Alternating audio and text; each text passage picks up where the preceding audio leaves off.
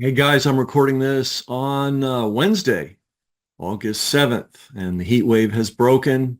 It's actually cool outside, and the print version of our latest book, JFK and RFK's Secret Battle Against Zionist Extremism, is now available. So I hope you'll support it. We're going to be doing a lot of shows on this book. I haven't told you too much about what's in it, but in the upcoming shows, I'm going to go over pieces of it bit by bit. But I just wanted to get this news out. This is an explosive book, and somehow we're going to get people to be reading it in large numbers because it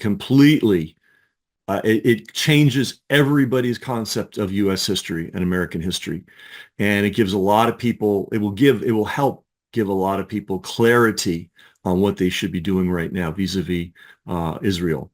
Um, it goes without saying we should not be supporting what's going on in the Middle East, and that Israel, as it is currently configured, is a criminal regime doing grave harm. Unfortunately, we don't have enough Americans that understand this thoroughly. And so this book, I think, is going to help a lot. It's going to make a lot of things clear really fast. So the book again, well, you can see the book up in the corner. We always put it there. Please talk it up, share it with friends, buy it. If you can buy multiple copies, like for your library. Amazon put us through literally the third degree. They made us prove every single document in the book we had copyright authorization for, and there are lots of documents, 38 documents. This book is based on not theory, not on speculation. This book is the actual formally classified cables, telegrams, and memorandums that the Kennedy administration was exchanging with the then government of Israel in 1963, the summer of 1963. And there was a battle going on. And I almost wish I had called it a war because it was very serious. Now, it ended with John F. Kennedy being murdered in November of 1963, just a few months after the battle began. We're not saying that Zionists were involved in the murder of Kennedy, but we do know that some of the people that have been pointed at as likely suspects in the murder of John F. Kennedy, especially the cover-up, just happened to be Zionists, just one of those things.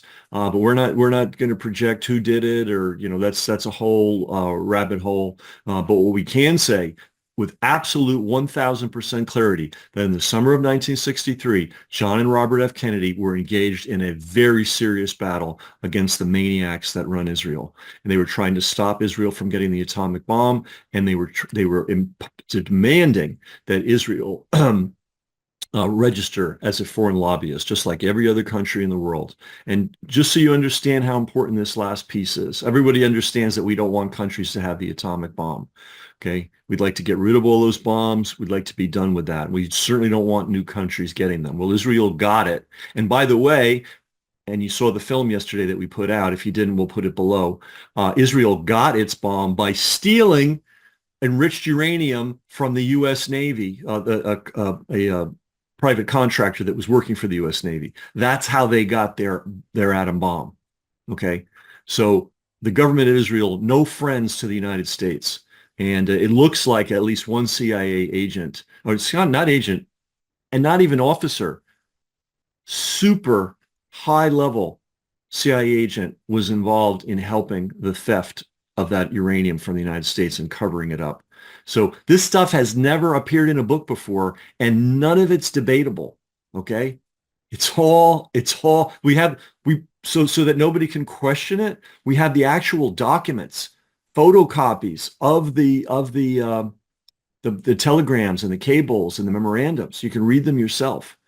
And the book starts out, one of the things, yeah, the book starts out with pointing out a fact that hardly anybody is aware of. Albert Einstein, I think it was 48, 49, wrote a letter to the New York Times basically saying these people in Israel, I'm sorry, I can't remember you have to get the book. But very early on in the game, wrote a letter to the New York Times signed by other people like Hannah Arendt, who's a very famous Jewish philosopher. And they and a whole bunch of other American Jews were saying, these people in Israel are out of their freaking minds. We don't support them. We don't back them. We don't want to have anything to do with them. That's Albert Einstein said that. Okay, and here we are in 2024, and we got 20 million evangelical Christians thinking that the bombing of Gaza is a good thing, and then we got a lot of country, what I call country club Jews, happy to send money to Israel to kill children. Okay, and then thankfully we have a lot of good Americans among evangelical Christians and among Jewish people who know that this is insane and it's a crime. But we've got to strengthen our resolve here, and we've got to make our voice better heard and louder heard. And that's why we wrote this book. So please, you can do a lot by buying it. And if you can buy multiple copies and share them with people like, friends and colleagues, give one to your library. It's a good looking book. And it's documented, man. This is the most buttoned up thing we've ever done by a factor of 10. And Amazon like I said, Amazon put us through hell. And I guess they finally gave up. We wore them down and proved that every single document in that book is legitimate. And we have the right to put it in a book and share it with you.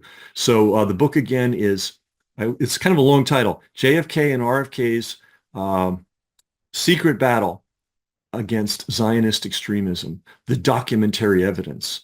Very proud of this book, but the book was written to achieve an end, right? Not just to sell books or to make me feel good, about writing a book, right? The purpose of this book is to make sure that Americans understand the real history of our country and that Israel is not our friend and has really never been our friend.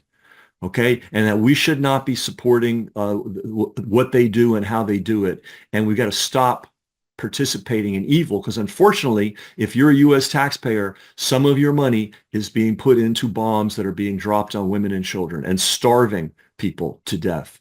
This has been going on, well, to say that it's been going on too long is an understatement. This thing should have stopped on day one. And yet here we are months and months and months into it. We have every single presidential candidate thinking that it's a great idea. We have every news outlet thinking it's a great idea. The New York Times, the Washington Post, CBS, NBC, Fox, they all think it's a great thing. It's not a great thing. It's evil. It's evil, and it's not American. This is not the America that we believe in.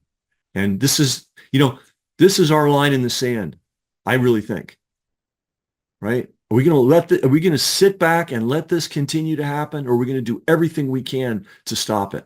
And education is the big thing. There are the zealots on the other side. We're never going to convince them. They're psychopaths, and they're never going to stop what they're doing, right? And then we have a lot of people that are doing activism, but they need to have tools to educate people with. And then we have that huge chunk of people in the middle. And the message is really simple. Israel is not our friend, never has been. And this ridiculous, whatever Israel needs, whatever Israel wants, however many people they want to kill, it's okay. No. That's not our country. That's something that we've had a bunch of bums in the White House nonstop since Kennedy was killed. And when we had a real president, he was fighting them.